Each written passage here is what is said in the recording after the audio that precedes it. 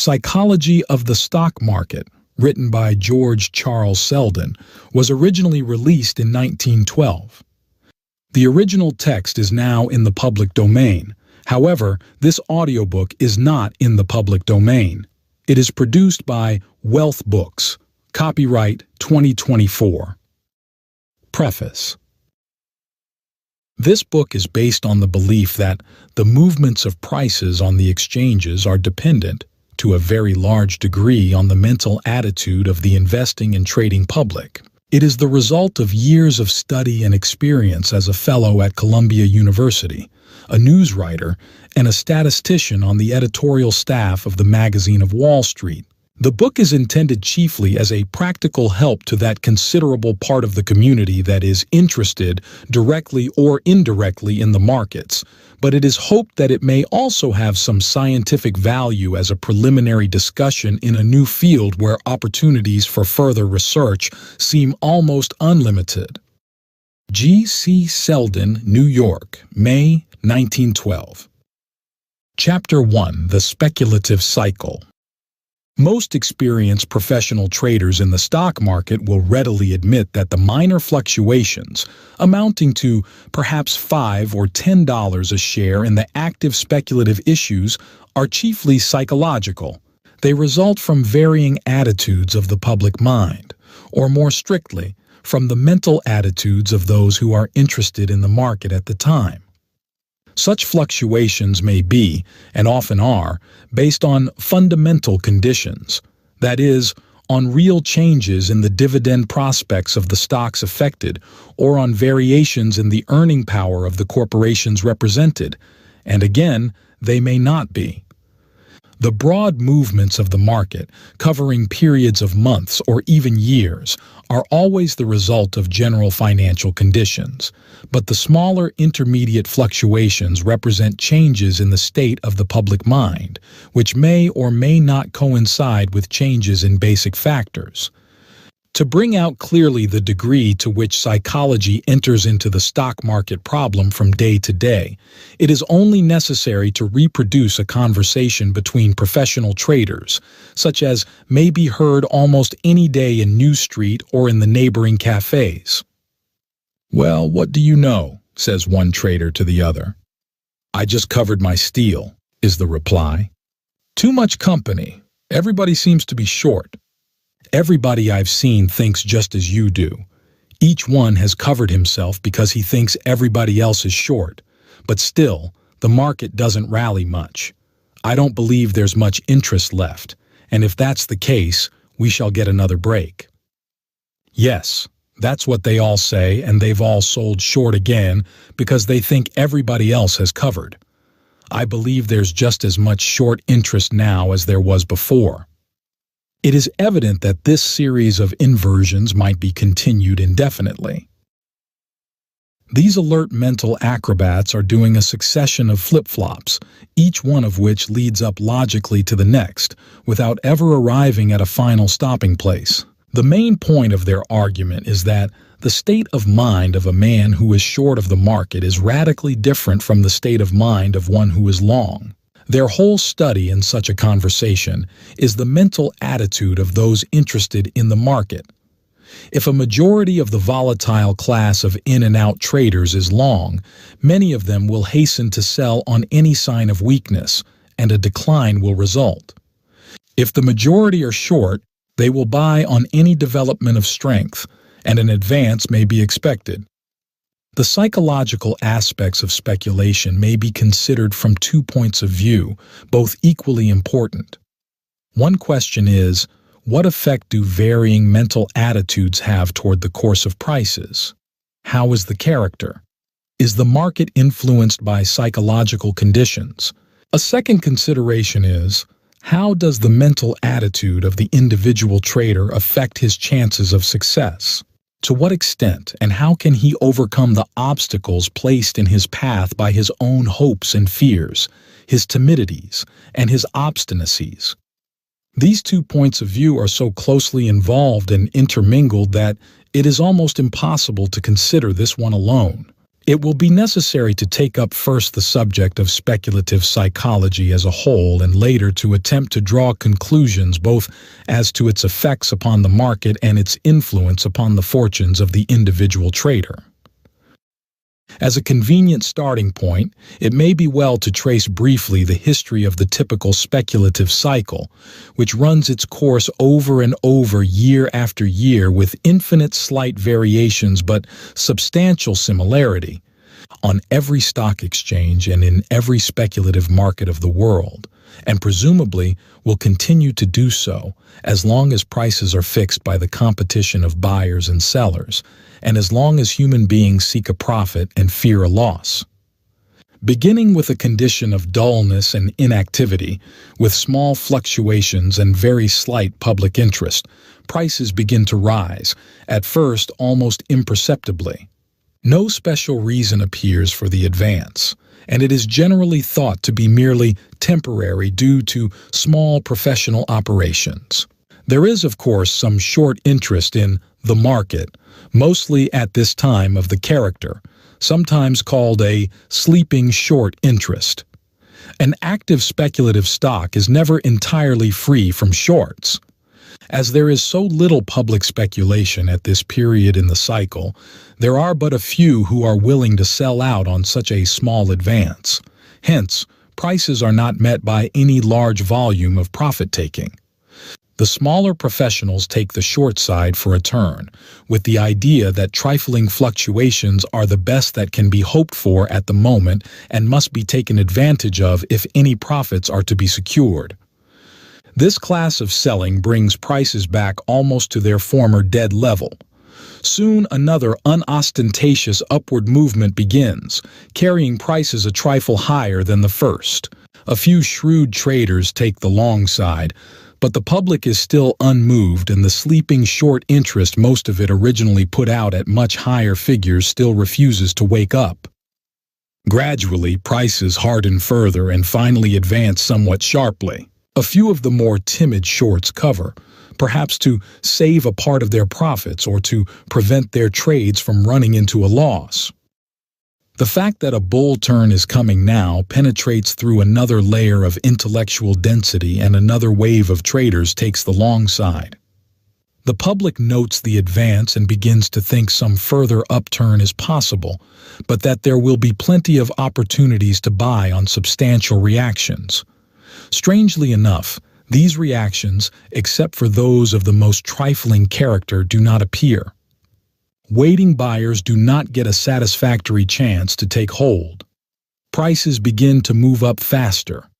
There is a halt from time to time, but when a real reaction finally comes, the market looks too weak to buy, and when it starts up again, it often does so with a sudden leap that leaves would-be purchasers far in the rear. At length, the more stubborn bears become alarmed and begin to cover a large volume. The market boils, and to the short who is watching the tape, it seems likely to shoot through the ceiling at almost any moment. However firm his bearish convictions may be, his nervous system eventually gives out without this continual pounding, and he covers everything at the market with a sigh of relief that his losses are no greater. At about this time, the outside public begins to reach the conclusion that the market is too strong to react much, and that the only thing to do is buy them anywhere. From this source comes another wave of buying, which soon carries prices to new high levels, and purchasers congratulate themselves on their quick and easy profits. For every buyer there must be a seller, or, more accurately, for every 100 shares bought, 100 shares must be sold, as the actual number of people buying at this stage is likely to be much greater than the number of people selling. Early in the advance, the supply of stocks is small and comes from scattered sources, but as prices rise, more and more holders become satisfied with their profits and willing to sell. The bears, too, begin to fight the advance by selling short on every quick rise. A stubborn professional bear will often be forced to cover again and again with a small loss each time before he finally locates the top and secures a liberal profit on the ensuing decline. Those selling at this stage are not, as a rule, the largest holders. The largest holders are usually those whose judgment is sound enough or whose connections are good enough so that they have made a good deal of money, and neither a sound judgment nor the best advisors are likely to favor selling so early in the advance, when much larger profits can be secured by simply holding on. The extent to which prices can now be determined depends on the underlying conditions. If money is easy and general business is prosperous, a prolonged bull movement may result, while strained banking resources or depressed trade will set a definite limit to the possible advance. If conditions are bearish, the driving of the biggest shorts to cover will practically end the rise, but in a genuine bull market, the advance will continue until checked by sales of stocks held for investment, which come upon the market only when prices are believed to be unduly high. In a sense, the market is always a contest between investors and speculators. The real investor, looking chiefly at the interest return but by no means unwilling to make a profit by buying low and selling high, is ready, perhaps, to buy his favorite stock at a price that will yield him 6% on his investment or to sell at a price that will yield only 4%. The speculator cares nothing about interest returns. He wants to buy before prices go up and to sell short before they go down. He would as soon buy at the top of a big rise at any other time, provided prices are still higher. As the market advances, therefore, one investor after another sees his limit reached and his stock sold. Thus, the volume of stocks to be carried or tossed from hand to hand by bullish speculators is constantly rolling up like a snowball. On ordinary intermediate fluctuations, covering $5 to $20 a share, these sales by investors are small compared with the speculative business. In 100 shares of a stock selling at 150, the investor has $15,000. But with this sum, the speculator can easily carry 10 times that number of shares. The reason why sales by investors are so effective is not because of the actual amount of stock thrown on the market, but because this stock is a permanent load, which will not be got rid of again until prices have suffered a severe decline. What the speculator sells, he or some other trader may buy back tomorrow. The time comes when everybody seems to be buying. Prices become confused. One stock leaps upward in a way to strike terror into the heart of the last surviving short. Another appears almost equally strong but slips back unobtrusively when nobody is looking, like the frog jumping out of the well in the arithmetic of our boyhood. Still another churns violently in one place, like a sidewheeler stuck on a sandbar. Then the market gives a sudden lurch downward, as though in danger of spilling out its unwieldy contents. This is hailed as a healthy reaction, though it is a mystery for whom it can be healthy, unless it is the shorts. Prices recover again, with everybody happy except a few disgruntled bears, who are rightly regarded with contemptuous amusement. Curiously, however, there seems to be enough stock for all comers, and the few cranks who have time to bother with such things notice that the general average of prices is now rising very slowly, if at all. The largest speculative holders of stocks, finding a market big enough to absorb their sales, are letting go, and there are always enough stocks to go around. Our big capitalists are seldom entirely out of stocks. They merely have more stocks when prices are low and fewer when prices are high. Moreover, long before there is any danger of the supply running out, plenty of new issues are created. When there is a general public interest in the stock market, an immense amount of realization will often be absorbed within 3 or 4 days or a week, after which the deluge occurs. But if speculation is narrow, prices may remain around top figures for weeks or months, while big holdings are fed out, a few hundred shares here and a few hundred there, and even then, a balance may be left to be thrown over on the ensuing decline at whatever prices can be obtained. Great speculative leaders are far from infallible. They have often sold out too soon and later saw the market run away to unexpected heights, or they have held on too long and suffered severe losses before they could get out. In this sale, the bull leaders get a good deal of undesired help from the bears.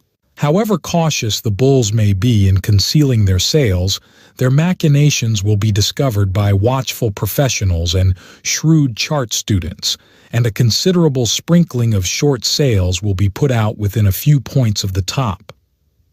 This is one of the reasons why the long swings in active speculative stocks are smaller in proportion to price than in inactive specialties of a similar character, contrary to the generally received impression. It is rare that any considerable short interest exists in inactive stocks. Once the top-heavy load is overturned, the decline is usually more rapid than the previous advance. The floating supply, now greatly increased, is tossed about from one speculator to another at lower and lower prices. From time to time, stocks become temporarily lodged in stubborn hands, so that part of the shorts take fright and cover, causing a sharp upturn. But so long as the load of stocks is still on the market, the general course of prices must be downward. Until investors or big speculative capitalists again come into the market, the load of stocks to be carried by ordinary speculative bulls increases most continually. There is no lessening of the floating supply of stock certificates in the street, and there is a gradual increase in the short interest. And of course the bulls have to carry these short sales as well as the actual certificates, since for every seller there must be a buyer, whether the sale is made by a short or long. Shorts cover again and again on the sharp breaks, but in most cases they put out their lines again, either higher or lower as opportunity offers. On average, the short interest is largest at low prices, though there are likely to be periods during the decline when it will be larger than at the final bottom, where buying shorts often helps to avert panicky conditions. The length of this decline, like the extent of the preceding advance, depends on fundamental conditions. Both investors and speculative capitalists will come into the market sooner if all conditions are favorable than they will in a stringent money market or when the future prospects of business are unsatisfactory. As a rule, buyers do not appear in force until a bargain day appears. This is when, in its downward course, the heavy load of stock strikes an area honeycombed with stop-loss orders. Floor traders seize the opportunity to put out short lines and a general collapse results. There are plenty of stocks to be had cheaply, and shrewd operators, large and small, but mostly large or on the way to becoming so, are busy picking them up. The fixed limits of many investors are also reached by the sharp break, and their purchases disappear, to be seen in the street no more until the next bull turn. Many shorts cover such a break, but not all. The sequel to Bargain Day is a big short interest that has overstayed its market, and a quick rally follows. But when the more urgent shorts get relief, prices sag again and fall into that condition of lethargy from which this consideration of the speculative cycle started. The movements described are substantially uniform, whether the cycle covers a week, a month, or a year. The big cycle includes many intermediate movements, and these movements in turn contain smaller swings. Investors do not participate to any extent in the small swings, but otherwise, the forces involved in a 3-point turn up and down are substantially the same as those that appear in a 30-point cycle, though not so easy to identify. The fact will at once be recognized that the above description is, in essence, a story of human hopes and fears, of a mental attitude on the part of those interested, resulting from their own position in the market rather than from any deliberate judgment of conditions, of an unwarranted projection by the public imagination of a perceived present into an unknown though not wholly unknowable future. Laying aside for the present the influence of fundamental conditions on prices, it is our task to trace out both the causes and the effects of these psychological elements in speculation. This audiobook is brought to you by Wealth Books. Chapter 2: Inverted Reasoning and Its Consequences. It is hard for the average man to oppose what appears to be the general drift of public opinion.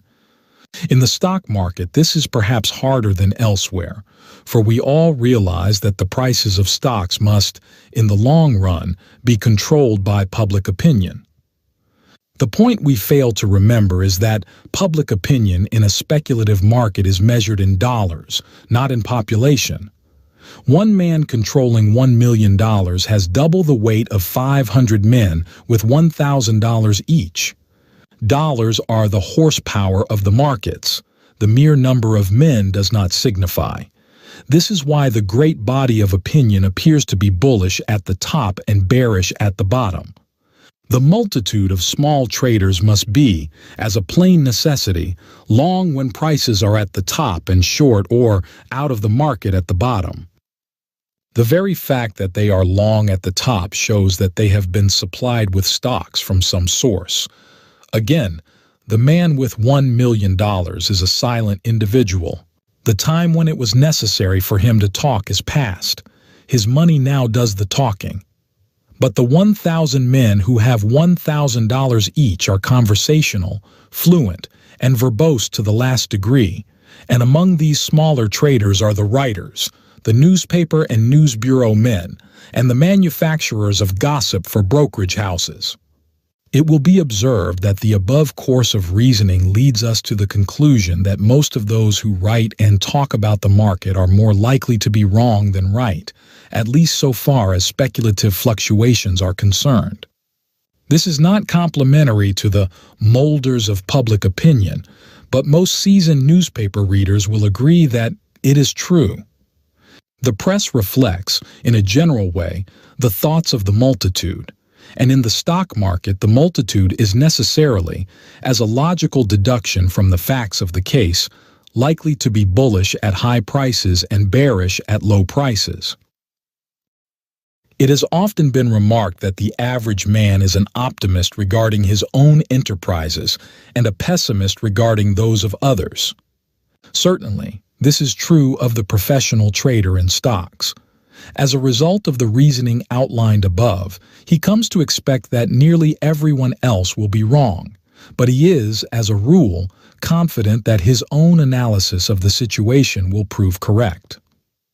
He values the opinions of a few people whom he believes to be generally successful, but aside from these few, the greater the number of bullish opinions he hears, the more doubtful he becomes about the wisdom of following the bull side.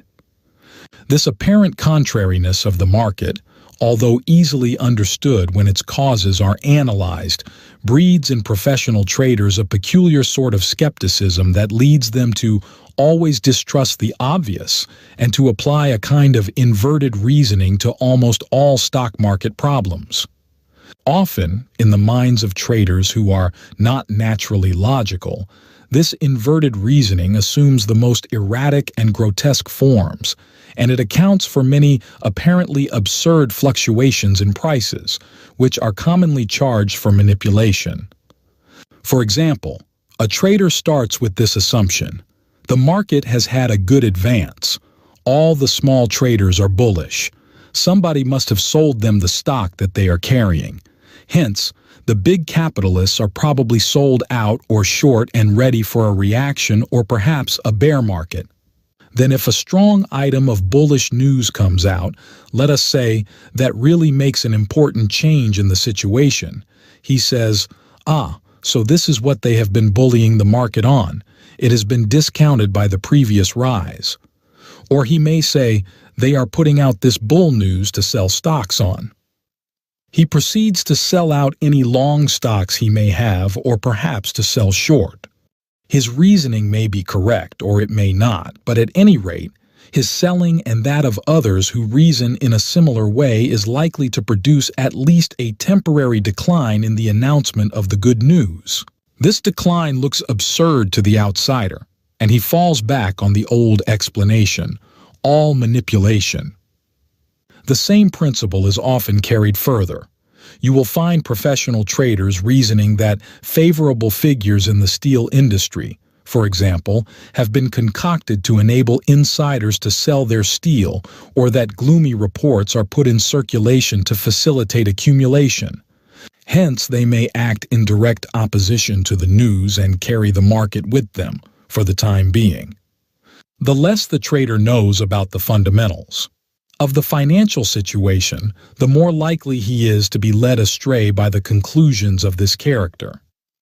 If he has confidence in the general strength of conditions, he may be ready to accept as genuine and natural a piece of news that he would otherwise receive with cynical skepticism and use as a basis for short sales. If he knows that fundamental conditions are unsound, he will not be so likely to interpret bad news as issued to assist in the accumulation of stocks. The same reasoning is applied to large purchases made through brokers known to be associated with capitalists. In fact, in this case, we often hear a double version, as it were. Such buying may impress the observer in three ways. 1.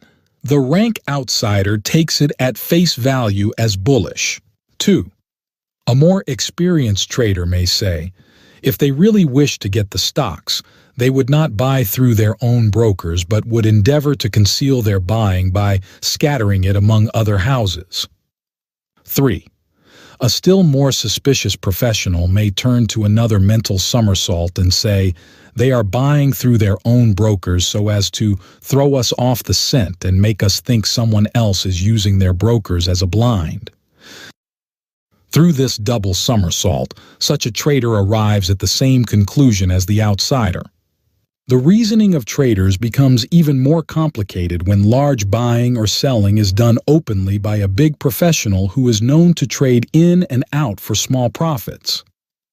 If he buys 50,000 shares, other traders are quite willing to sell to him, and their opinion of the market is little influenced, simply because they know he may sell 50,000 the next day or even the next hour.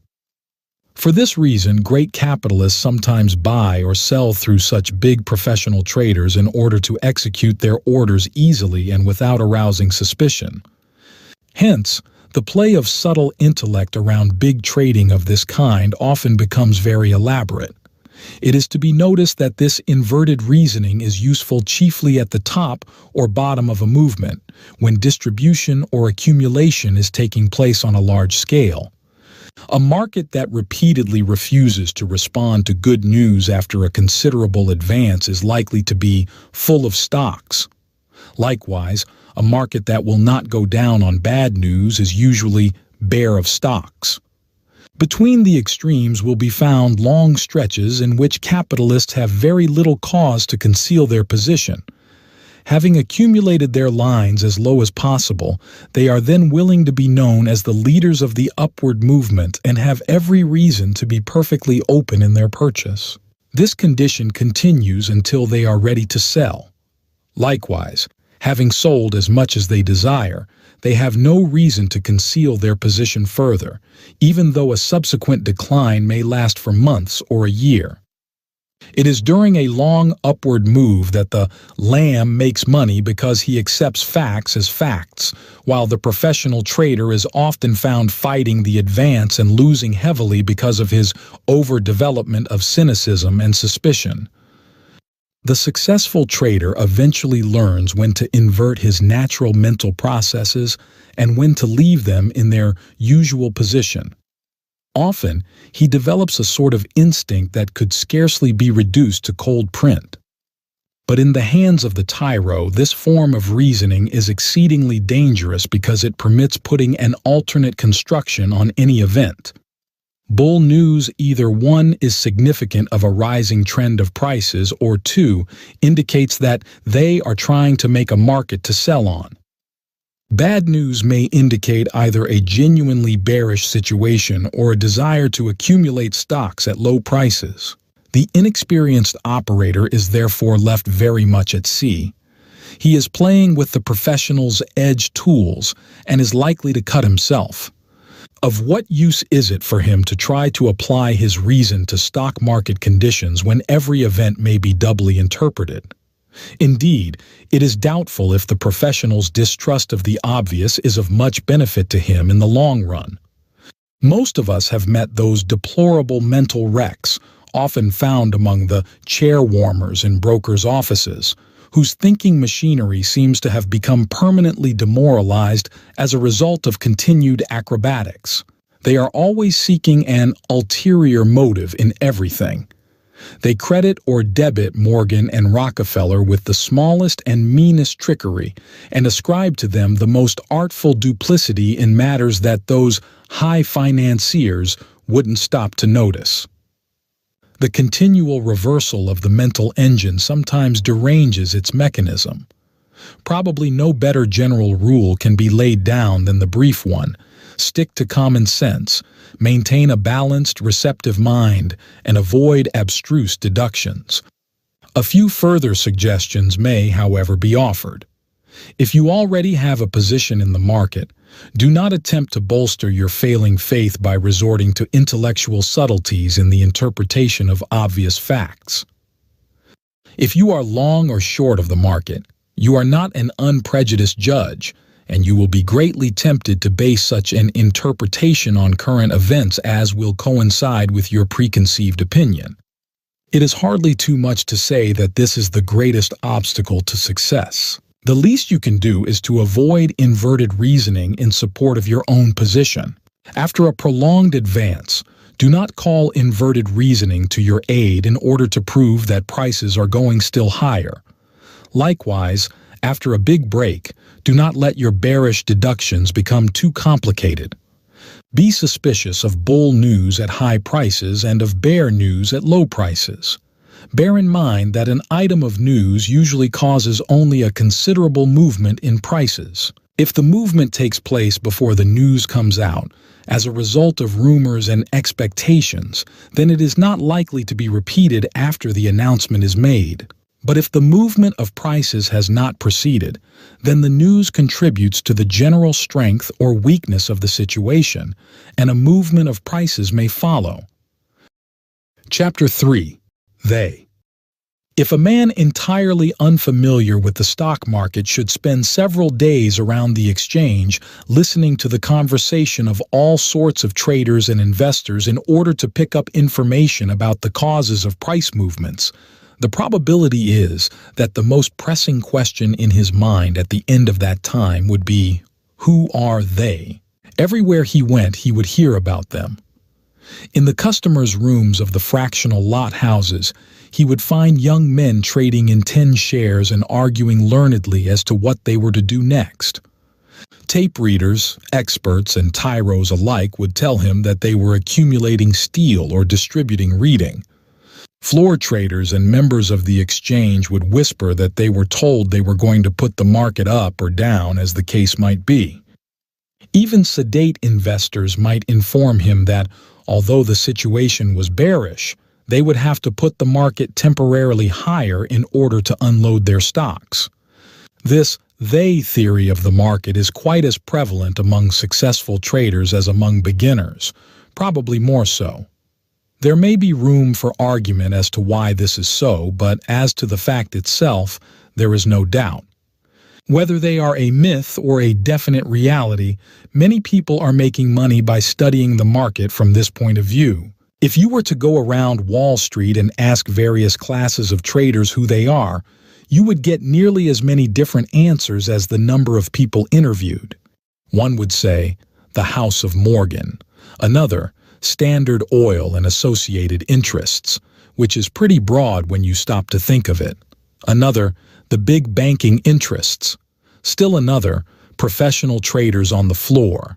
A fifth, pools in the various favorite stocks, which act more or less in concert. A sixth might say, shrewd and successful speculators, whoever and wherever they are. While to the seventh, they may typify merely active traders as a whole, whom he conceives to make prices by falling over each other to buy or to sell. Indeed, One writer of no small attainments as a student of market conditions believes that the entire phenomena of the New York stock market are under the control of some one individual, who is, presumably in some way or another, the representative of great associated interests.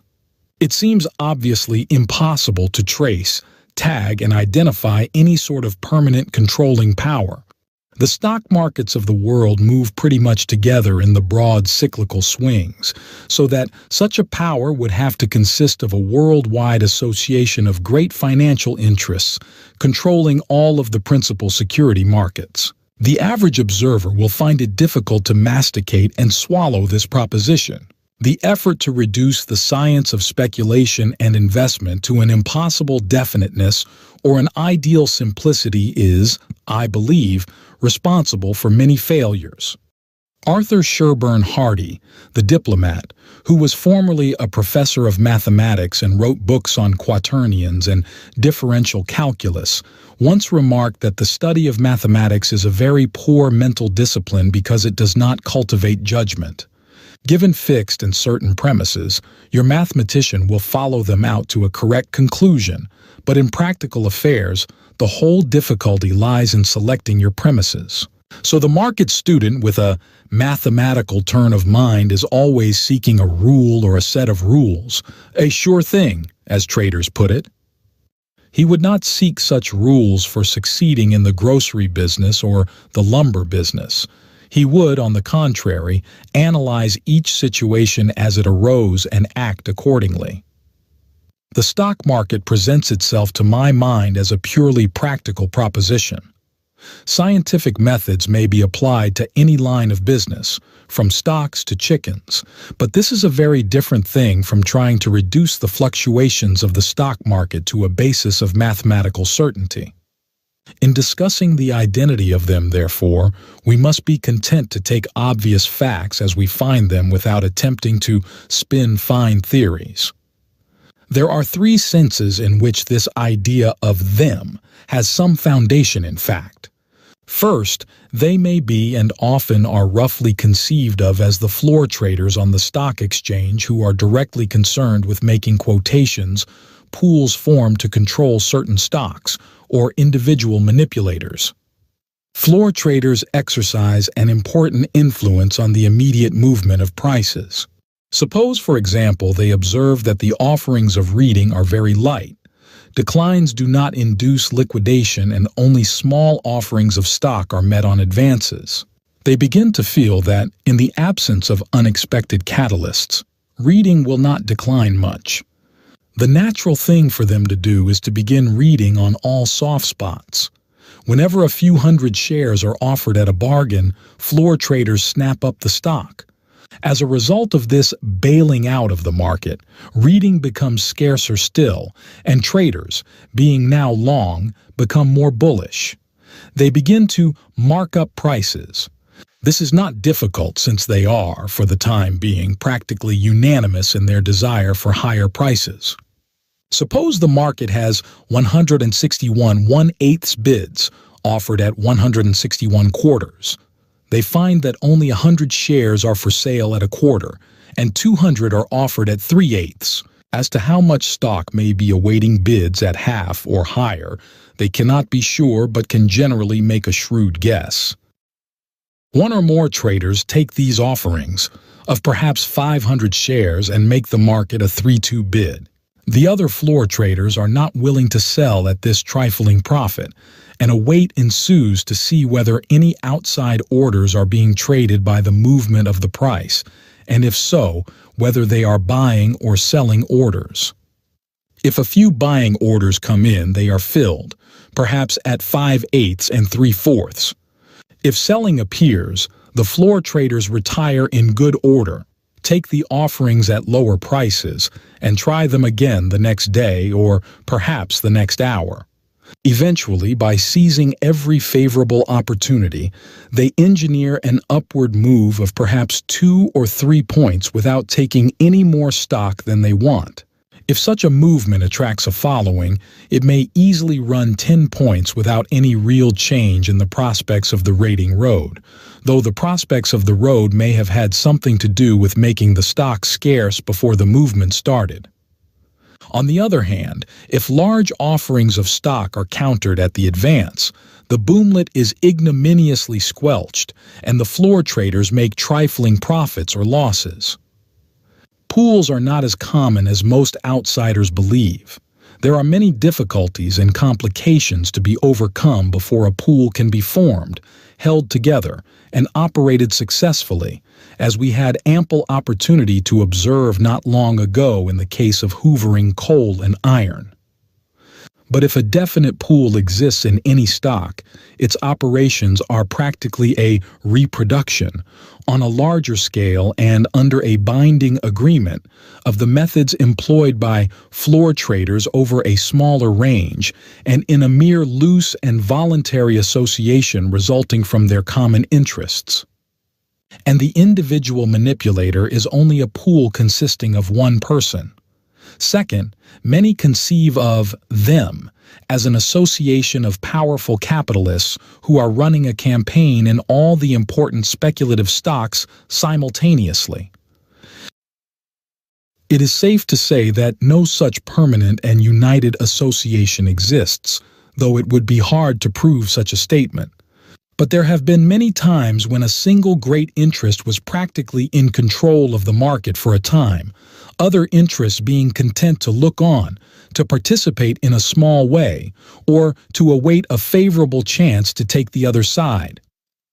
The Standard Oil crowd, the Gates crowd, the Morgan interests, and Harriman and his associates will at once occur to the reader as having been, at various times in the past, in sole control of an important general campaign.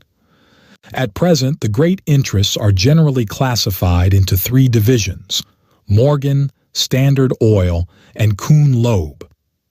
A definite agreement among such interests as these would be impossible, except for limited and temporary purposes. This is perhaps not so much because these high financiers couldn't trust each other, as it is because each so-called interest consists of a loosely bound aggregation of followers of all sorts and varieties, having only one thing in common: capital. Such an interest is not an army, where the traitor can be court-martialed and shot. It is a mob and has to be led, not driven. True, the known traitor might be put to death, financially speaking, but in stock market operations the trader cannot, as a rule, be known.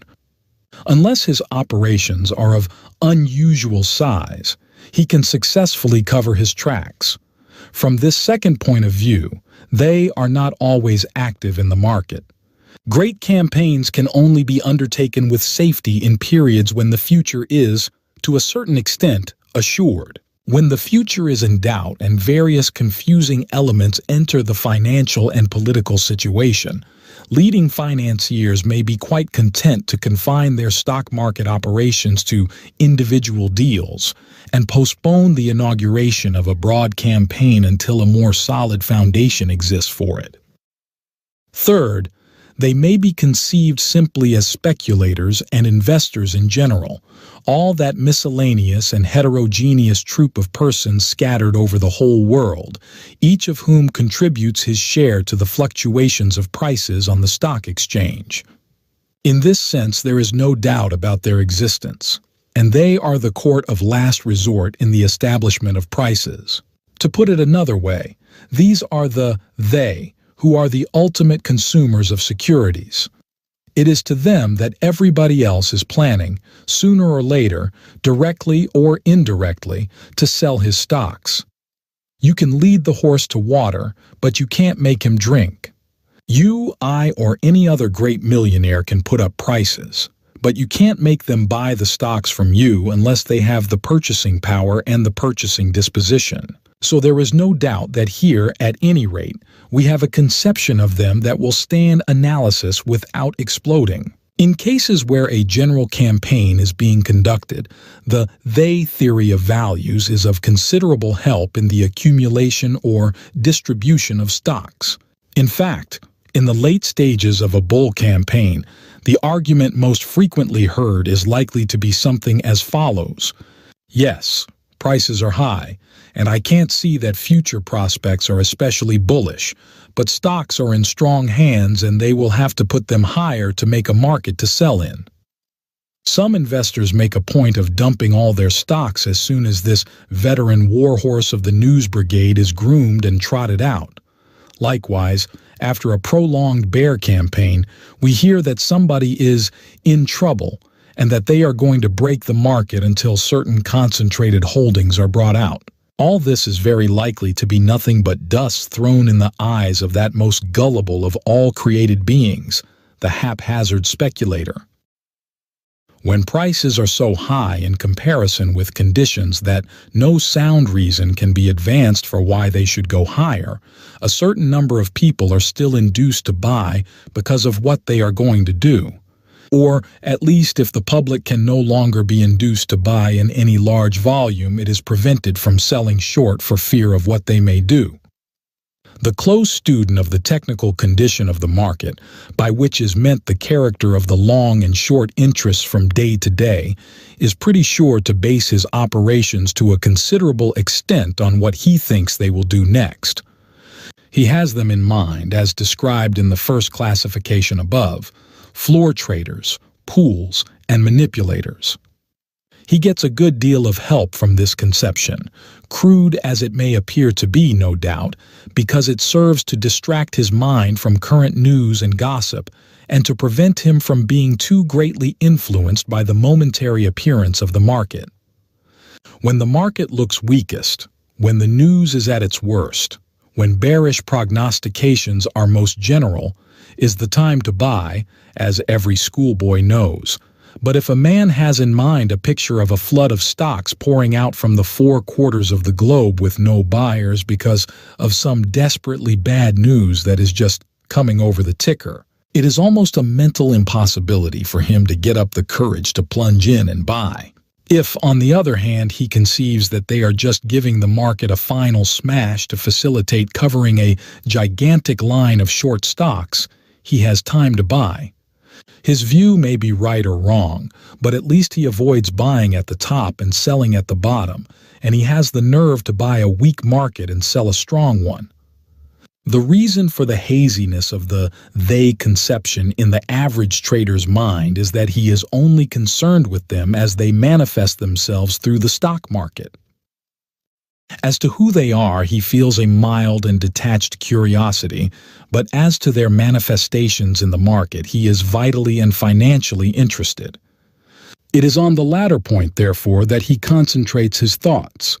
But as much as a definite, painstaking analysis of a situation is always better than a hazy general notion of it, the trader or investor would do much better to rid his mind of them. The word they means nothing until it has an antecedent, and to use it continually without having any antecedent in mind is slipshod language, which stands for slipshod thinking. They, in the sense of the big banking interests, may be working directly against them in the sense of individual manipulators. The manipulator, again, may be trying to trap them in the sense of floor traders. A genuine knowledge of the technical condition of the market cannot be summed up in any offhand declaration about what they are going to do. You cannot determine the attitude toward the market of every individual who is interested in it, but you can roughly classify the sources from which buying and selling are likely to come, the motives that are likely to affect the various classes, and the character of long and short-term interest. In brief, after enough study and observation, you can always have in mind some kind of antecedent for them, and must have it if you base your operations on technical conditions. This audiobook is brought to you by Wealth Books. Chapter 4. Confusing the Present with the Future. Discounting. It is axiomatic that inexperienced traders and investors, and indeed a majority of the more experienced as well, are continually trying to speculate on past events. Suppose, for example, that railroad earnings as published are showing constant, large increases in net. The novice reasons, Increased earnings mean increased amounts applicable to the payment of dividends. Prices should rise. I will buy. Not at all, he should say. Prices have risen to the extent represented by these increased earnings, unless this effect has been counterbalanced by other considerations. Now what next? It is a sort of automatic assumption of the human mind that present conditions will continue, and our whole scheme of life is necessarily based to a great degree on this assumption. When the price of wheat is high, farmers increase their acreage because wheat grows better. When it is low, they plant less. I remember talking with a potato raiser who claimed that he had made a good deal of money by simply reversing the above custom. When potatoes were low, he had planted liberally. When they were high, he had cut down his acreage because he reasoned that other farmers would do just the opposite. The average man is not blessed or cursed. However, you may look at it with an analytical mind. We see as through a glass darkly. Our ideas are always enveloped in a haze, and our reasoning powers work in a rut from which we find it painful, if not impossible, to escape. Many of our emotions and some of our acts are merely automatic responses to external stimuli. As wonderful as the development of the human brain is, it originated as an enlarged ganglion, and its first response is still practically that of the ganglion. A simple illustration of this is found in the enmity we all feel toward the alarm clock, which arouses us in the morning. We have carefully set and wound that alarm, and if it failed to go off, it would perhaps put us at serious inconvenience, yet we reward the faithful clock with anathemas.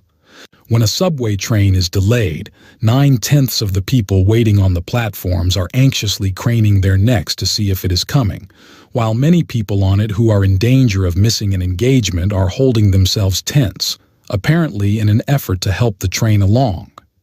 As a rule, we apply more well-meaning, but to a great extent ineffective, energy, physical or nervous, to the achievement of an object than analysis or calculation. When it comes to such a complicated matter as the price of stocks, our haziness increases in proportion to the difficulty of the subject and our ignorance of it. From reading, observation, and conversation, we imbibe a miscellaneous assortment of ideas from which we conclude that the situation is bullish or bearish. The very form of the expression, "the situation is bullish," not "the situation will soon become bullish," shows the extent to which we allow the present to obscure the future in the formation of our judgment. Catch any trader and pin him down to it, and he will readily admit that the logical moment for the highest prices is when the news is most bullish, yet you will find him buying stocks on this news after it comes out, if not at the moment, at any rate, on a reaction. Most coming events have cast their shadows before, and it is on this that intelligent speculation must be based. The movement of prices in anticipation of such an event is called discounting, and this process of discounting is worthy of a little careful examination. The first point to bear in mind is that some events cannot be discounted, even by the supposed omniscience of the great banking interests, which is, in fact, more than half imaginary. The San Francisco earthquake is the standard example of an event that could not be foreseen and therefore could not be discounted, but an event does not have to be purely an act of God to be undiscountable. There can be no question that our great bankers have been as much in the dark in regard to some recent Supreme Court decisions as the smallest piker in the customer's room of an odd-lot brokerage house. If the effect of an event does not make itself felt before the event takes place, it must come after. In all discussions of discounting, we must bear this fact in mind in order that our subject may not run away with us. On the other hand, an event may sometimes be over-discounted. If the dividend rate on a stock is to be raised from 4 to 5%, earnest bulls, with an eye to their own commitments, may spread rumors of 6 or 7%, so that the actual declaration of 5% may be received as disappointing and cause a decline. Generally speaking, Every event that is under the control of capitalists, as associated with the property or any financial condition that is subject to the management of combined banking interests, is likely to be pretty thoroughly discounted before it occurs. There is never a lack of capital to take advantage of a sure thing, even though it may be known in advance to only a few people. The extent to which future business conditions are known to insiders is, however, usually overestimated. So much depends, especially in America, upon the size of the crops, the temper of the people, and the policies adopted by leading politicians that the future of business becomes a very complicated problem. No power can drive the American people. Any control over their actions has to be exercised by cajolery or by devious and circuitous methods. Moreover, public opinion is becoming more volatile and changeable year by year, owing to the quicker spread of information and the rapid multiplication of the reading public. One can easily imagine that some of our older financiers must be saying to themselves, "If I had only had my present capital in 1870, or else had the conditions of 1870 to work on today." A fair idea of when the discounting process will be completed may usually be formed by studying conditions from every angle. The great question is, when will buying or selling become most general and urgent? In 1907, for example, the safest and best time to buy sound dividend-paying stocks was on Monday following the bank statement, which showed the greatest decrease in reserves. The markets opened down several points under the pressure of liquidation, and standard issues never sold so low afterward. The simple explanation was that conditions had become so bad that they could not get any worse without utter ruin, which all parties must and did unite to prevent. Likewise, in the presidential campaign of 1900, the lowest prices were made for Bryan's nomination. Everyone said at once, "He can't be elected." Therefore, his nomination was the worst that could happen at the point in time when the political news became most intensely bearish. As the campaign developed, his defeat became more and more certain, and prices continued to rise in accordance with the general economic and financial conditions of the period. It is not the discounting of an event thus known in advance to capitalists that presents the greatest difficulties, but cases where considerable uncertainty exists, so that even the clearest mind and the most accurate information can result only in a balancing of probabilities, with the scale perhaps inclined to a greater or less degree in one direction or the other. In some cases, the uncertainty that precedes such an event is more depressing than the worst that can happen afterward. An example is a Supreme Court decision on a previously undetermined public policy that has kept businessmen so much in the dark that they fear going ahead with any important plans. This was the case at the time of the Northern Securities decision in 1904. Big business could easily enough adjust itself to either result. It was the uncertainty that was bearish. Hence, the decision was practically disregarded in advance, no matter what it might prove to be. This was not true to the same extent as the Standard Oil and American Tobacco decisions of 1911, because those decisions were an earnest warning of more trouble to come. The decisions were greeted by a temporary spurt of activity, based on the theory that the removal of uncertainty was the important thing, but a sensational decline started soon after and was not checked until the announcement that the government would prosecute the United States Steel Corporation. This was deemed the worst that could happen for some time to come and was followed by a considerable advance. More commonly, when an event is uncertain, the market estimates the chances with considerable nicety. Each trader backs his own opinion, strongly if he feels confident and moderately if he still has a few doubts that he cannot put down. The result of these opposing views may be stationary prices, a market fluctuating nervously within a narrow range, or a movement in either direction, greater or smaller in proportion to the more or less emphatic preponderance of the buying or selling. Of course, it must always be remembered that it is the dollars that count, not the number of buyers or sellers. A few great capitalists, having advanced information, which they regard as accurate, may more than counterbalance thousands of small traders who hold an opposite opinion. In fact, this is a condition very frequently seen, as explained in a previous chapter. Even the operations of an individual investor usually have an effect on prices pretty accurately adjusted to his opinions. When he believes prices are low and everything favors an upward movement, he will strain his resources in order to accumulate as heavy a load of securities as he can carry. After a fair advance, if he sees the development of some factor that might cause a decline, though he doesn't really believe it will, he thinks it wise to lighten his load somewhat and make sure of some of his accumulated profits. Later, when he feels that prices are high enough, he is a liberal seller, and if some danger appears while the level of quoted values continues to be high, he cleans the house to be ready for whatever may come. Then if what he considers an unwarranted speculation carries prices still higher, he is very likely to sell a few hundred shares short by way of occupying his capital and his mind. It is, however, the variation of opinion among different men that has the largest influence on making the market responsive to changing conditions. A development that causes one trader to lighten his line of stocks may be regarded as harmless or even beneficial by another, so that he maintains his position or perhaps buys more.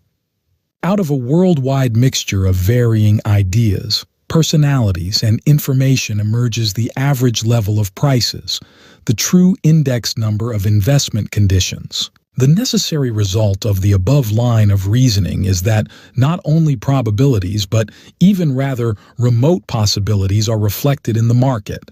Hardly any event can happen of sufficient importance to attract general attention, which some processes of reasoning cannot construe as bullish, and some other processes interpret as bearish. Doubtless even our old friend of the news columns to the effect that the necessary activities of a nation of 90 million souls create and maintain a large volume of business may influence some red-blooded optimist to buy 100 Union. But the grouchy pessimist who has eaten too many donuts for breakfast will accept the statement as evidence of the scarcity of real bull news and will likely enough sell 100 Union short on the strength of it. It is the overextended speculator who causes most of the fluctuations that look absurd to the sober observer. It does not take much to make a man buy when he is short of stocks up to his neck. A bit of news which he would regard as significant at any other time will then assume an exaggerated importance in his eyes. His fears increase in geometric proportion to the size of his stock.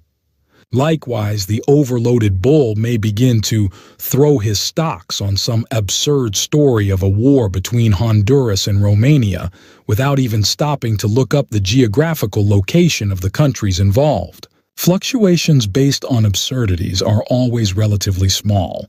They are due to an exaggerated fear of what the other fellow may do. Personally, you do not fear a war between Honduras and Romania, but may not the rumor be seized upon by the bears as an excuse for a raid? And you have too many stocks to be comfortable with if such a break should occur. Moreover, even if the bears do not raid the market, will there not be a considerable number of people who, like yourself, will fear such a raid and will therefore lighten their load of stocks, thus causing some decline? The professional trader, following this line of reasoning to the limit, eventually comes to base all his operations for short turns in the market not on the facts but on what he believes the facts will cause others to do, or more accurately, perhaps, on what he sees that the news is causing others to do. For such a trader is likely to keep his finger constantly on the pulse of buying and selling as it throbs on the floor of the exchange or as recorded on the tape. The non-professional, however, will do well not to let his mind stray too far into the unknown territory of what others may do. Like the they theory of values, It is dangerous ground in that it leads toward the abdication of common sense, and after all, others may not prove to be such fools as we think they are. While the market is likely to discount even a possibility, the chances are very much against our being able to discount the possibility profitably. In this matter of discounting, as in connection with most other stock market phenomena, the most useful hint that can be given is to avoid all efforts to reduce the movement of prices to rules, measures, or similarities, and to analyze each case by itself. Historical parallels are likely to be misleading. Every situation is new, though usually composed of familiar elements. Each element must be weighed by itself, and the probable result of the combination must be estimated. In most cases, the problem is by no means impossible, but the student must learn to look into the future and to consider the present only as a guide to the future. Extreme prices will come at a time when the news is most emphatic and widely disseminated. When that point is passed, the question must always be, what next? Chapter 5. Confusing the personal with the general. In a previous chapter, it was mentioned that one of the greatest difficulties encountered by the active trader is keeping his mind in a balanced and unprejudiced condition when he is heavily committed to either the long or short side of the market. Unconsciously, he permits his judgment to be swayed by his hopes. A former large speculator on the Chicago Board of Trade, after being short of the market and very bearish on wheat for a long time, one day surprised all his friends by covering everything, going long a moderate amount, and arguing violently on the bull side. For 2 days he maintained this position, but the market failed to go up. He then turned back to the short side and had even more bear arguments at his tongue's end than before. To a certain extent he did this to test the market, but still more to test himself to see whether, by changing sides and taking the other side, he could persuade himself out of his bearish opinions. Even though this failed to make any real change in his views, he was reassured and was ready for a new and more aggressive campaign on the short side. There is nothing peculiar about this condition. While it is especially difficult to maintain a balanced mind in regard to commitments in the markets, it is not easy to do so about anything that closely touches our personal interests.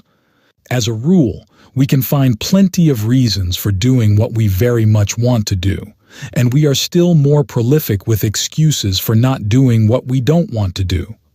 Most of us change the old sophism, whatever is right, to the more directly useful form, whatever I want is right. To many readers, this is the name of a man prominent in public life who seems very frequently to act on this motto. If Smith and Jones have a verbal agreement, which afterwards turns out to be greatly to Jones's advantage, Smith's recollection is that it was merely a loose understanding that could be cancelled at any time, while Jones remembers it to have been a definite legal contract, perfectly enforceable if it had only been written.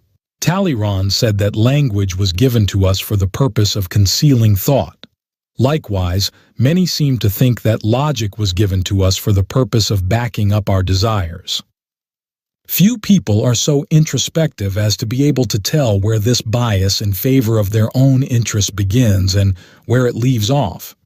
Still, fewer bother to make the effort to tell. To a great extent, we train our judgment to lend itself to our selfish interests.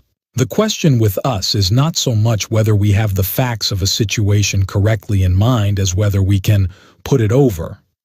When it comes to buying and selling stocks, there is no such thing as putting it over. The market is lending less. It cannot be budged by our society. It will respond exactly to the forces and personalities that are working on it, with no more regard for our opinions than if we couldn't vote. We cannot work for our own interests. As in other lines of business, we can only fit our interests to the facts. To make the greatest success, It is necessary for the trader to forget entirely his own position in the market, his profits or losses, the relation of present prices to the point where he bought or sold, and to fix his thoughts upon the position of the market. If the market is going down, the trader must sell, no matter whether he has a profit or a loss, whether he bought a year ago or 2 minutes ago. How far the average trader is from attaining this point of view is quickly seen from his conversation, and it is also true that a great deal of the literature of speculation absolutely fails to reach this conception. "You have 5 points of profit. You had better take it," advises the broker. Perhaps so if you know nothing about the market, but if you understand the market, the time to take your profit is when the upward movement shows signs of culminating, regardless of your own deal. "Stop your losses, let your profits run," is a saying that appeals to the novice as the essence of wisdom. But the whole question is where to stop the losses and how far to let the profits run. In other words, what is the market going to do? If you can tell this, your personal losses and profits will take care of themselves. Here is a man who has done a great deal of figuring and has proved to his own satisfaction that 7 points is the correct profit to take in Union Pacific, while losses should be limited to 2½ points. Nothing could be more foolish than these arbitrary figures. He is trying to make the market fit itself around his own trades instead of adapting his trades to the market. In any broker's office, you will notice that a large part of the talk concerns the profits and losses of the traders. Brown had a profit of 10 points and then let it get away from him. "Great Scott," says his wise friend. "What do you want? Aren't you satisfied with 10 points of profit?"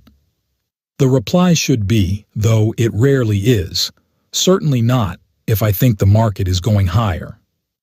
"Get them out with a small profit," I once heard one broker say to another.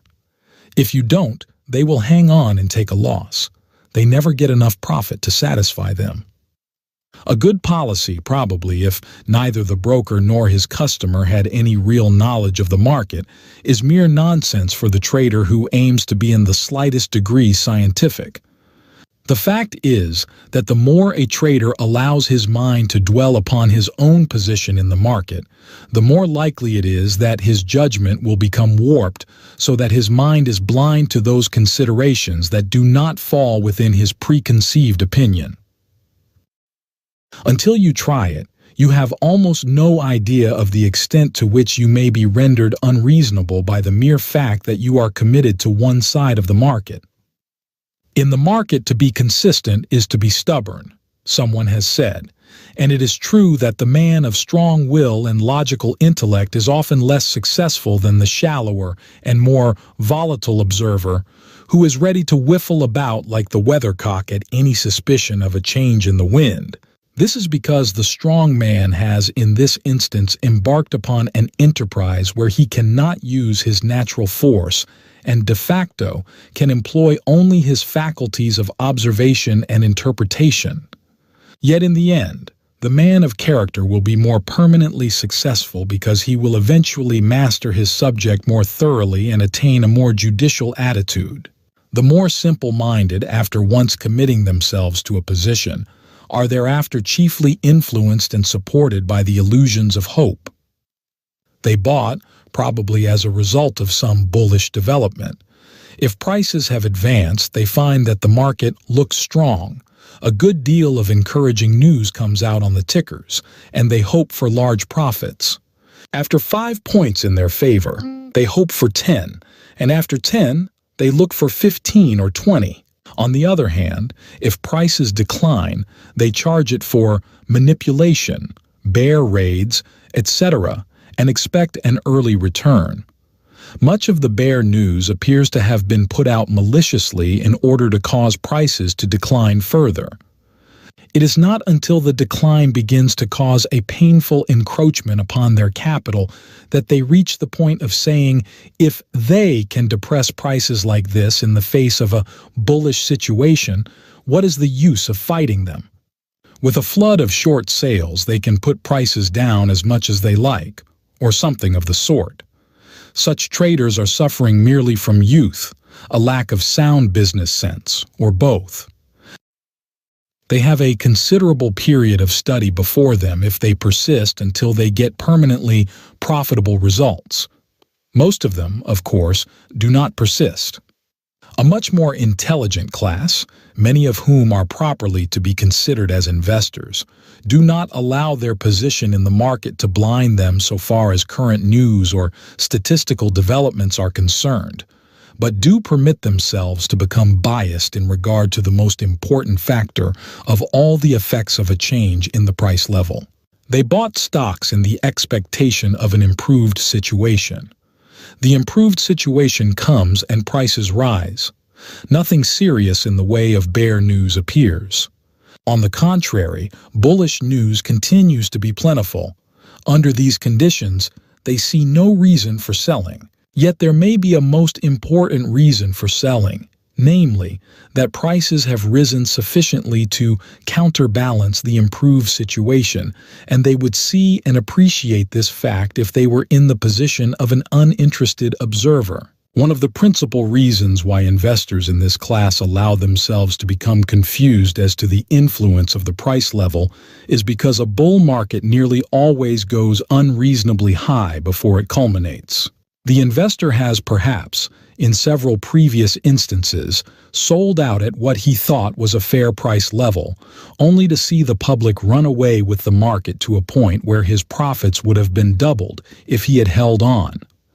It is in such cases that expert knowledge of speculation is essential. If the investor does not have this knowledge and cannot obtain the dependable advice of one who has it, then he must content himself with more moderate profits and forego the expectation of getting the full benefit of the advance. But with a fair knowledge of speculative influences, he can fix his mind on the development of the campaign, regardless of his own holdings, and can usually secure a larger profit than if he depended merely upon ordinary business common sense. The mistake is made when, without any expert knowledge of speculation, he permits himself to hold on in the hope of higher prices after a level has been reached that has fairly disregarded improved business conditions. Not one trader in 1,000 ever becomes so expert or so seasoned as to entirely overcome the influence his position in the market exerts upon his judgment. That influence appears in the most insidious and elusive ways. One of the principal difficulties for the expert is preventing his active imagination from causing him to see what he is looking for just because he is looking for it. An example will make this clear. The expert has learned from experience, let us say, that the appearance of holes in the market is a sign of weakness. A hole is a condition of the market where it suddenly and unaccountably refuses to take stock. A few hundred shares of active stock are offered for sale. Sentiment is generally bullish, but there is no buyer for that stock. Prices slip quickly down half a point or a point before buyers are found. This, in an active stock, is unusual. And even though the price may recover, the professional does not forget this treacherous failure of the market to accept moderate offerings. He considers it a sign of an overbought market. Now suppose the trader has calculated that an advance is about to culminate and has taken the short side in anticipation of that event. He suspects that the market is overbought but is not yet sure of it. Under these circumstances, any little dip in the price will perhaps look to him like a hole, even though under other conditions he would not notice it or would think nothing about it. He is looking for the development of weakness, and there is danger that his imagination may show him what he is looking for even though it isn't there. The same remarks would apply to the detection of the accumulation or distribution. If you want to see distribution after a sharp advance, you are very likely to see it. If you have sold out and want to get a reaction on which to repurchase, you will see plenty of indications of a reaction. Indeed, it is a sort of proverb on Wall Street that there is no bear so bearish as a sold-out bull who wants a chance to repurchase. In the study of the so-called technical conditions of the market, a situation often appears that permits double construction. Indications of various kinds are almost evenly balanced. Some things might be interpreted in two different ways, and a trader not already interested in the market would be likely to think it wise to stay out until he could see his way more clearly. Under such circumstances, you will find it an almost invariable rule that the man who was long before this condition arose will interpret technical conditions as bullish, while the man who was and remains short sees plain indications of technical weakness. Somewhat amusing, but true. In this matter of allowing the judgment to be influenced by personal commitments, very little of a constructive or practically helpful nature can be written, except the one word, don't. Yet when the investor or trader has come to realize that he is a prejudiced observer, he has made progress, for this knowledge keeps him from trusting too blindly to something which, at the moment, he calls judgment, but which may turn out to be simply an unusually strong impulse of greed. It has often been noted by stock market writers that, since the great public is bearish at the bottom and bullish at the top, it could make its fortune and beat the multimillionaires at their own game by simply reversing itself and buying when it feels like selling, and selling when it feels like buying. Tom Lawson, in the heyday of his publicity, seems to have had some sort of dream of the public selling back to Standard Oil capitalists the stocks that it had bought from them, and thus bringing everything to smash in a heap. The philanthropic Thomas, doubtless, was first properly short of the market. This wrong-headedness of the public no longer exists to the same extent as formerly. A great number of small investors buy and sell intelligently, and there has been a most noticeable fall in the gambling class of trade, much to the satisfaction of everyone, except perhaps the brokers who formerly handled such business. It remains true, nevertheless, that the very moment when the market looks strongest is likely to be near the top, and just when prices appear to have started on a straight drop to the 0 point, it is usually near the bottom. The practical way for the investor to use this principle is to be ready to sell at the moment when bull sentiment seems to be most widely distributed, and to buy when the public in general seems most discouraged. It is especially important for him to keep this principle in mind when taking profits on previous commitments, as his own interests are then identified with the current trend of prices. In a word, the trader or investor who has studied the subject enough to be reading this book probably could not make profits by reversing himself, even if such a thing were possible, but he can endeavor to hold himself in a detached, unprejudiced frame of mind and to study the psychology of the crowd, especially as it manifests itself in the movement of prices. This audiobook is brought to you by Wealth Books. Chapter 6. The Panic and the Boom. Both the panic and the boom are eminently psychological phenomena. This is not to say that fundamental conditions do not warrant sharp declines in prices and, at other times, equally sharp advances.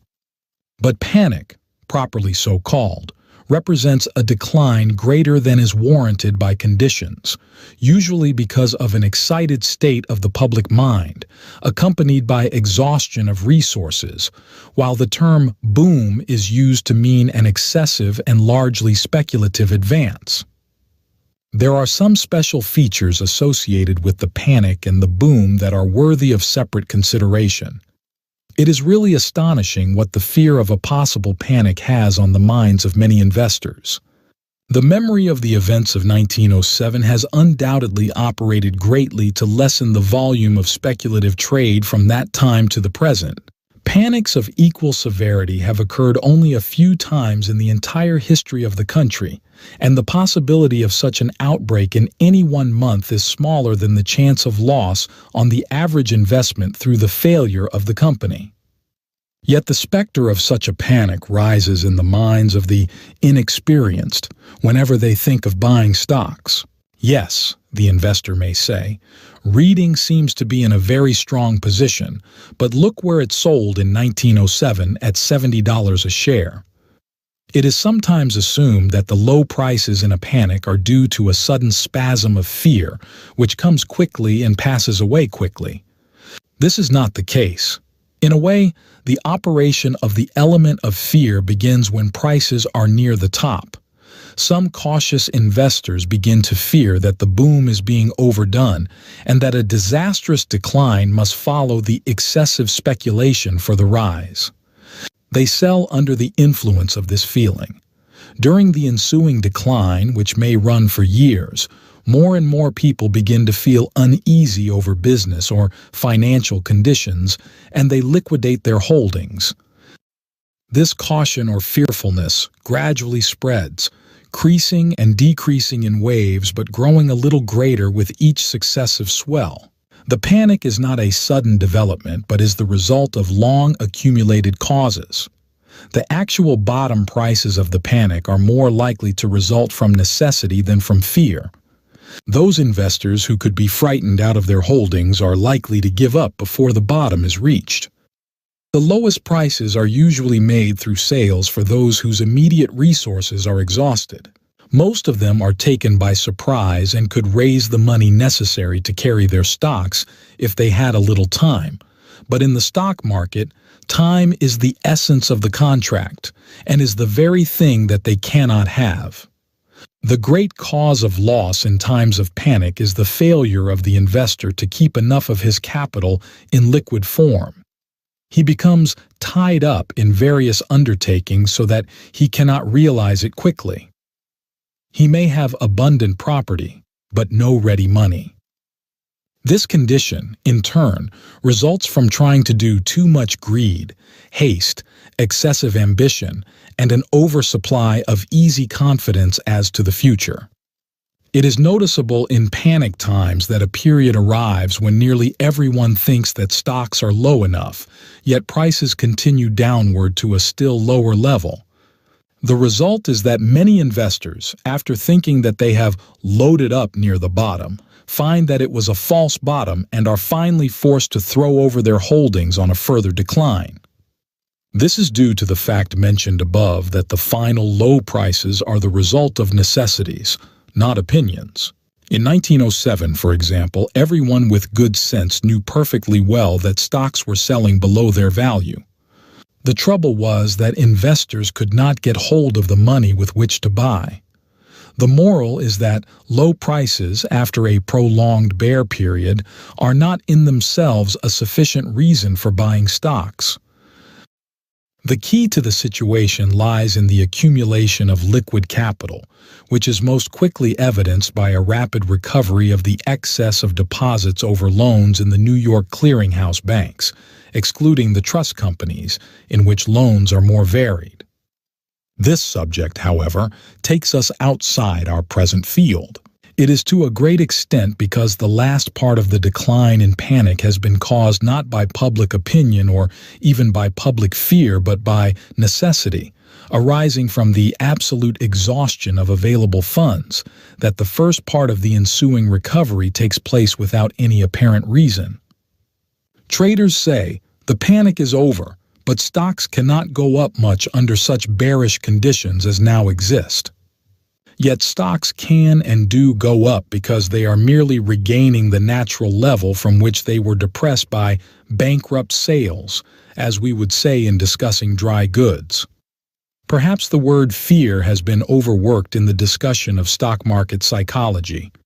Only a very few actually sell their stocks under the direct influence of fear. But a feeling of caution strong enough to induce sales, or even a fixed belief that prices must decline, constitutes in itself a sort of modification of fear and has the same result so far as prices are concerned. The effect of this fear or caution in a panic is not limited to the selling of stocks, but is even more important in preventing purchases. It takes far less uneasiness to cause the intending investor to delay purchases than to precipitate actual sales by holders. For this reason, a small quantity of stock pressed for sale in a panicky market may cause a decline out of all proportion to its importance. The offerings may be small, but nobody wants them. It is this factor that accounts for the rapid recoveries that frequently follow panics. Waiting investors are afraid to step in front of a demoralized market, but once the turn appears, they fall over each other to buy. The boom is, in many ways, the reversal of the panic. Just as fear keeps growing and spreading until the final crash, so confidence and enthusiasm keep reproducing each other on a wider and wider scale until the result is a sort of hilarity on the part of thousands of men, many of them comparatively young and inexperienced, who have made big money during the long advance in prices. These imaginary millionaires appear in a small swarm during every prolonged bull market, only to fall with their wings singed as soon as prices decline. Such speculators are, to all practical intents and purposes, irresponsible. It is their very irresponsibility which has enabled them to make money so rapidly on advancing prices. The prudent man gets only moderate profits in a bull market. It is the man who trades on shoestring margins who gets the biggest benefit out of the rise. When such mushroom fortunes have accumulated, the market may fall temporarily into the hands of these daredevil spirits, so that almost any recklessness is possible at the time. It is this kind of buying that causes prices to go higher after they are already high enough, just as they go lower in a panic after they are clearly seen to be low enough. When prices get above their natural level, a well-judged short interest begins to appear. These shorts are right, but right too soon. In a genuine bull market, they are nearly always driven to cover by a further rise, which is, from any common-sense standpoint, unreasonable. A riot of pyramided margins drives the sane and calculating short seller temporarily to shelter. A psychological influence of a much wider scope also operates to help a bull market rise to unreasonable heights. Such a market is usually accompanied by rising prices in all lines of business, and these rising prices always create, in the minds of businessmen, the impression that their various enterprises are more profitable than is really the case. One reason for this false impression is found in the stocks of goods on hand. Take the wholesale grocer, for example, carrying a stock of goods that inventories $10,000 in January 1909. On that date, Bradstreet's index of commodity prices stood at 8.26. In January 1910, Bradstreet's index was 9.23. If the prices of the various articles included in this stock of groceries increased in the same ratio as Bradstreet's list, and if the grocer had on hand exactly the same things, he would inventory them at about $11,168 in January 1910. He made an additional profit of $1,168 during the year without any effort and probably without any calculation on his part. But this profit was only apparent, not real, for he could not buy any more with the $11,168 in January 1910 than he could have bought with the $10,000 in January 1909. He is deceived into supposing himself richer than he really is, and this false idea leads to a gradual growth of extravagance and speculation in every line of business and every walk of life. The secondary results of this illusion of increased wealth because of rising prices are even more important than the primary results. Our grocer, for example, decided to spend this $1,168 for an automobile. This helps the automobile business. Hundreds of similar orders have induced the automobile company to enlarge its plant. This means extensive purchases of materials and the employment of labor. The increased demand resulting from a similar condition of things in all departments of industry produces, if other conditions are favorable, a still further rise in prices. Hence, at the end of another year, the grocer perhaps has another imaginary profit, which he spends on enlarging his residence or buying new furniture, etc. The stock market feels the reflection of all this increased business and higher prices. Yet the whole thing is psychological, and sooner or later our grocer must earn and save, through hard work, economical living, and shrewd calculation, the amount he has paid for his automobile or furniture. Again, rising stock prices and rising commodity prices react to each other. If the grocer, in addition to his imaginary profit of $1,168, sees a 10% advance in the prices of various securities that he holds for investment, he is encouraged to still make larger expenditures. And likewise, if the capitalist notes a 10% advance in the stock market, he perhaps employs additional servants and enlarges his household expenditures so that he buys more groceries. Thus, the feeling of confidence and enthusiasm spreads wider and wider, like ripples from a stone dropped into a pond. And all of these developments are faithfully reflected by the stock market barometer. The result is that, in a year like 1902 or 1906, the high prices for stocks and the feverish activity of general trade are based, to an entirely unsuspected extent, on a sort of pyramid of mistaken impressions, most of which may be traced, directly or indirectly, to the fact that we measure everything in money and always think of this money measure as fixed and unchangeable, while in reality our money fluctuates in value just like iron, potatoes, or fruit of the loom. We are used to figuring out the value of wheat, but we get headaches when we try to calculate the value of money. When a fictitious situation like this begins to go to pieces, the stock market, fulfilling its function as a barometer, declines first, while general business continues to be active. Then the money sharks of Wall Street get themselves roundly cursed by the public, and there is a widespread desire to wipe them off the earth in summary fashion. The stock market never finds itself popular unless it is going up, yet its going down undoubtedly does far more to promote the country's welfare in the long run, for it serves to temper the crash, which must eventually come in general business circles and to forewarn us of trouble ahead so that we may prepare for it. It is generally more difficult to distinguish the end of a stock market boom than to decide when a panic is definitely over. The principle of this thing is simple enough, however. It was an oversupply of liquid capital that started the market upward after the panic was over. Similarly, it is the exhaustion of liquid capital that brings the bull movement to an end. This exhaustion is shown by higher call money rates, the loss of the excess of deposits over loans in New York clearinghouse banks, a steady rise in commercial paper rates, and a sagging market for high-grade bonds. Chapter 7. The Psychology of Scale Orders.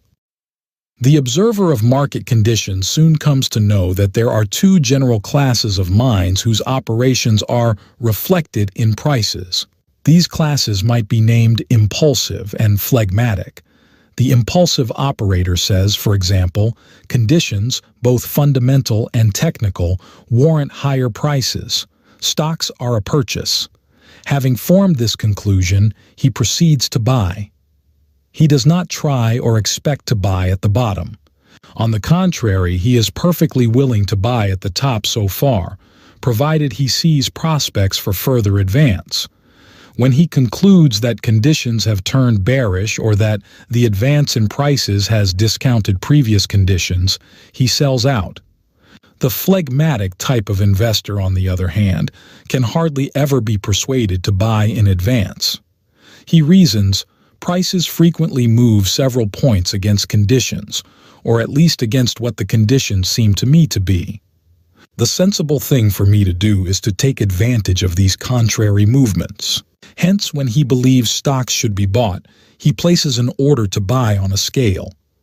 His thought is, it seems to me stocks should advance from these prices, but I am not a soothsayer, and prices have often declined 3 points when I felt just as bullish as I do now. so I will place orders to buy every half point down for 3 points. These speculators are a crazy lot, and there is no knowing what passing breeze might strike them that would cause a temporary decline of a few points. Among large capitalists, and especially in the banking community, the phlegmatic type naturally predominates. Such men have neither the time nor the disposition to watch the ticker closely, and they nearly always disclaim any ability to predict the smaller movements of prices. They are entirely ready, nevertheless, to take advantage of these small fluctuations when they occur, and having plenty of capital, they can easily accomplish this by buying or selling on a scale. As a matter of fact, the market is usually full of scale orders, and knowledge of this and of the way in which such orders are handled is decidedly helpful in judging the tone and technical position of the market from day to day. The two types of operators described above are always working against each other. The buying or selling of the impulsive trader tends to force prices up or down, while the scale orders of the phlegmatic class tend to oppose any movement. For example, let us suppose that banking interests believe conditions to be fundamentally sound and that the general trend of the market will be upward for some time to come. Orders are therefore placed by various shareholders to buy stocks every point down, or every half, quarter, or even eighth point down. On the other hand, the active floor traders find that, owing to some temporary unfavorable development, a following can be obtained on the bear side. They perceive the presence of scale orders, but they think enough stocks will come out on the decline to fill the scale orders and leave a balance over.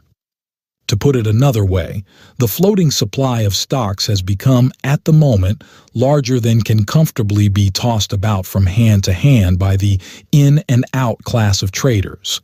The market must decline until a part of this floating supply is absorbed by the scale orders that underlie current prices. These conditions produce what is commonly called a reaction. Once this surplus floating supply of stocks is absorbed by standing orders, the market is ready to start upward again. If the general trend is upward, far less resistance will be encountered on the advance than was met on the reaction.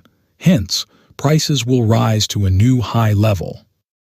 Then profit-taking sales will be met on limited or scale orders at various prices, and as the market advances, the floating supply will gradually increase until it again becomes unwieldy, and another reaction is necessary.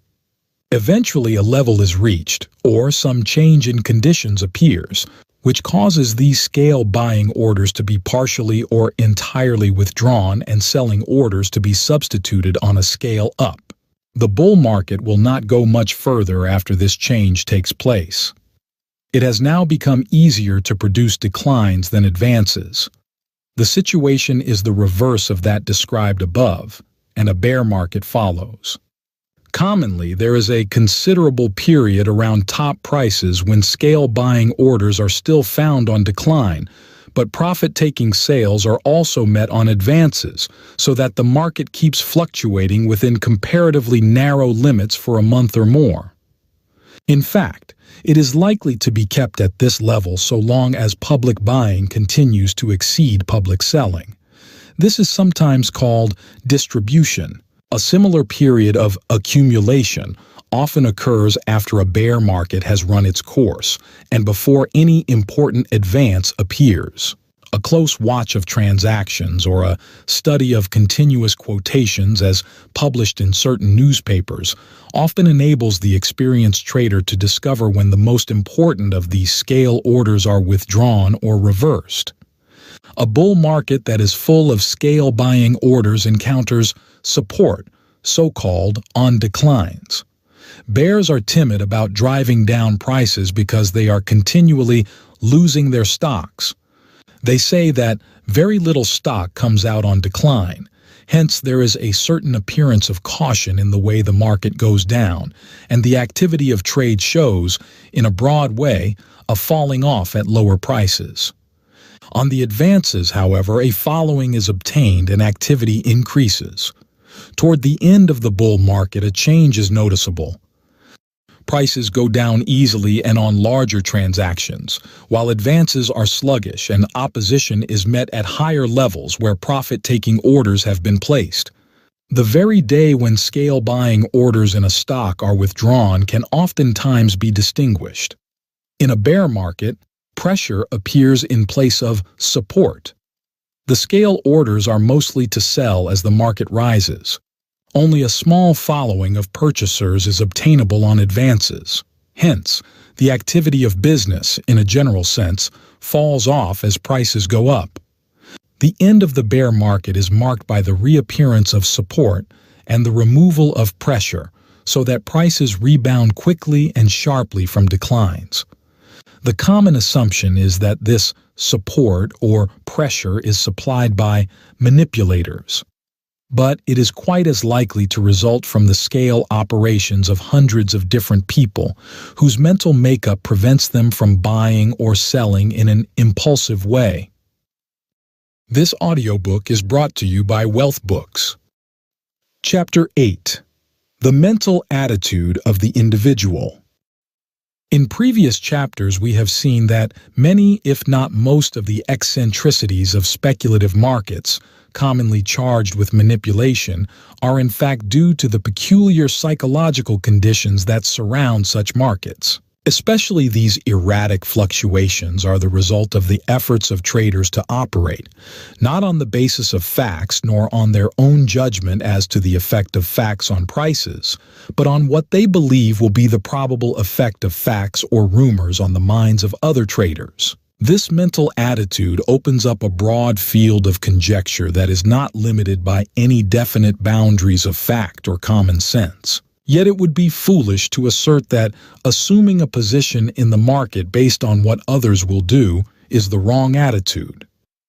It is confusing to the uninitiated, and first efforts to work on such a plan are almost certain to be unsuccessful, but for the experienced, it comes with a successful, though of course never a certain method. A child's first efforts to use a sharp tool are likely to result in bloodshed, but the same tool may trace an exquisite carving in the hands of an expert. What then should be the mental attitude of the intelligent buyer and seller of securities?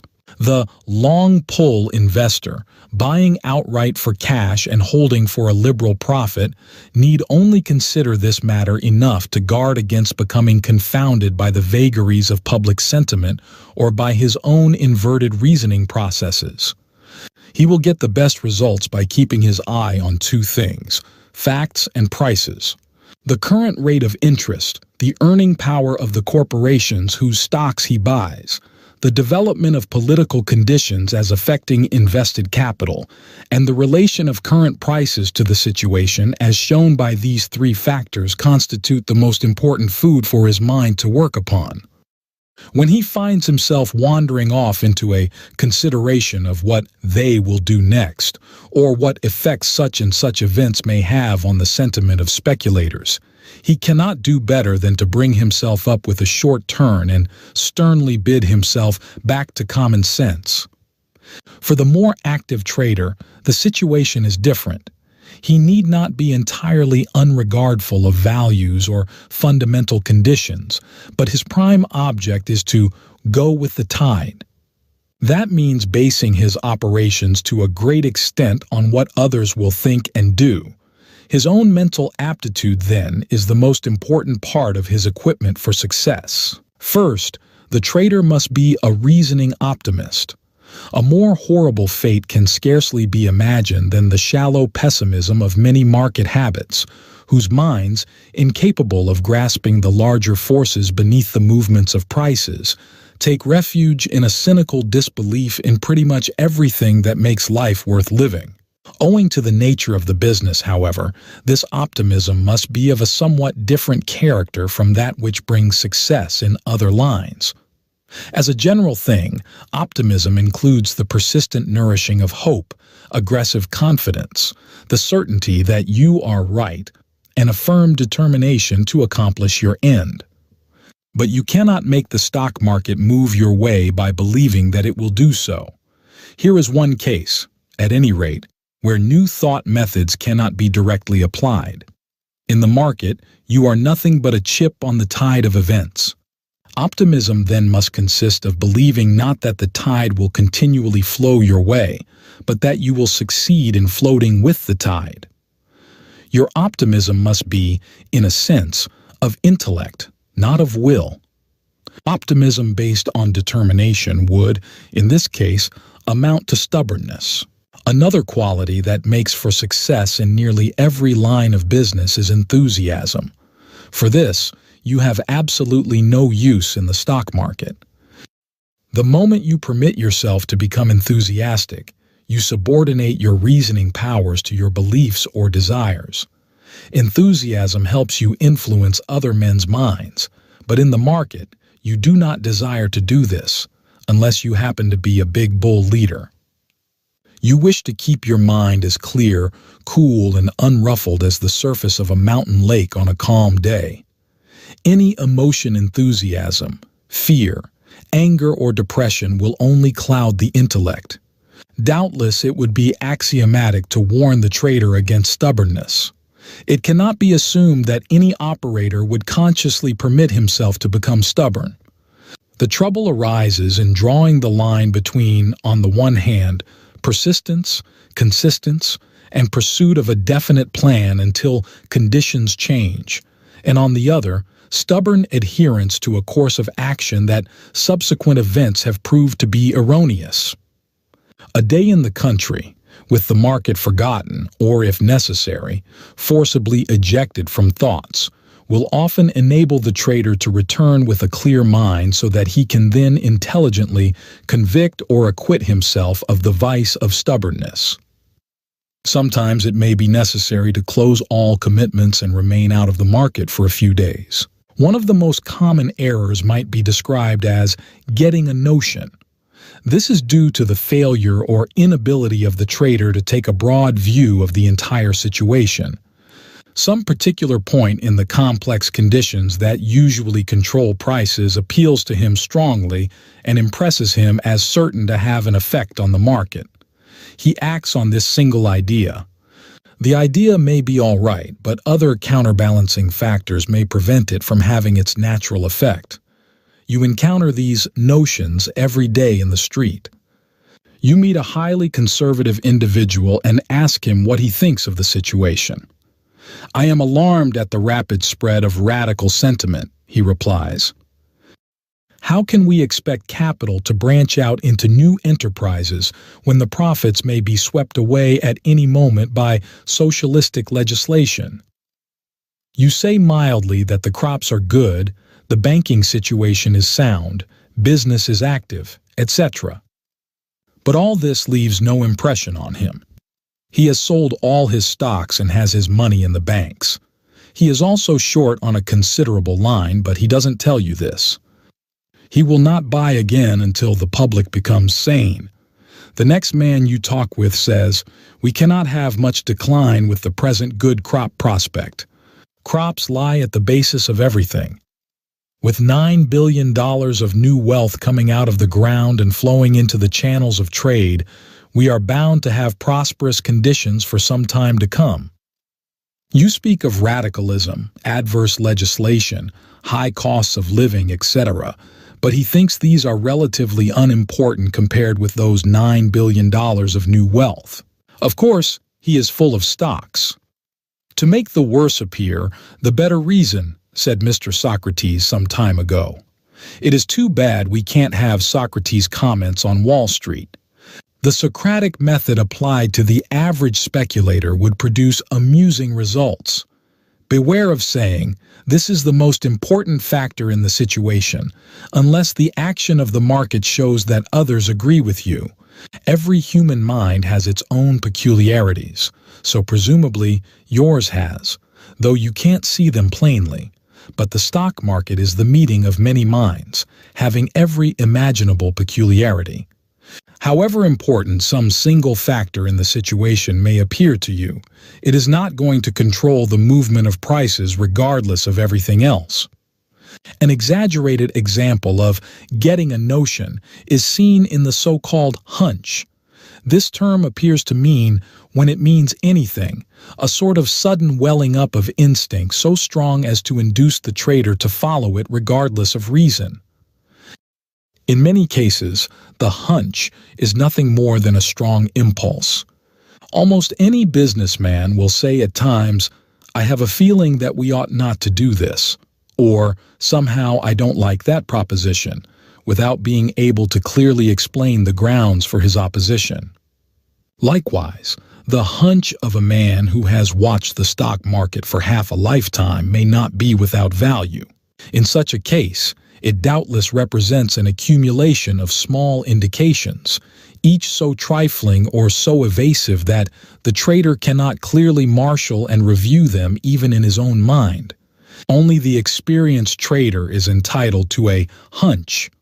The novice, or the man who is not closely in touch with technical conditions, is merely making an unusual ass of himself when he talks about a hunch. The successful trader gradually learns to study his own psychological characteristics and allow for some exaggeration of his customary errors of judgment. If he finds that he is generally too hasty in reaching a conclusion, he learns to wait and reflect further. After making his decision, he withdraws it and lays it up on a shelf to ripen. He makes only a part of his full commitment at the moment when he feels most confident, holding the remainder in reserve. If he finds that he is usually overcautious, he eventually learns to be a little more daring, to buy a part of his line while his mind is still partially immersed in the mists of doubt. Most of the practical suggestions that can be offered are necessarily of a somewhat negative character. We can point out the errors to be avoided much more successfully than we can lay out a course of positive action. But the following summary may be useful to the active trader. 1. Your main purpose must be to keep the mind clear and well-balanced. Hence, do not act hastily on apparently sensational information. Do not trade so heavily as to become anxious, and do not permit yourself to be influenced by your position in the market. 2. Act on your own judgment, or else act absolutely and entirely on the judgment of another, regardless of your own opinion. Too many cooks spoil the broth. 3. When in doubt, keep out of the market. Delays cost less than losses. 4. Endeavor to catch the trend of sentiment. Even if this should be temporarily against fundamental conditions, it is nevertheless unprofitable to oppose it. 5. The greatest fault of 99 out of 100 active traders is being bullish at high prices and bearish at low prices. Therefore, refuse to follow the market beyond what you consider a reasonable climax, no matter how large the possible profits that you may appear to be losing by inaction. The field covered by these chapters is, to a great extent, new. As it becomes more thoroughly cultivated, it may be possible to speak with more scientific definiteness. In the meantime, the author hopes that his comments and suggestions may be of some service in helping readers avoid unwise risks and apply sound principles of analysis to an investment or speculative situation. The end. We hope that you've enjoyed this audiobook. Subscribe to our channel so you will get notified every time we upload new videos. This audiobook is a production of Wealth Books. Copyright 2024.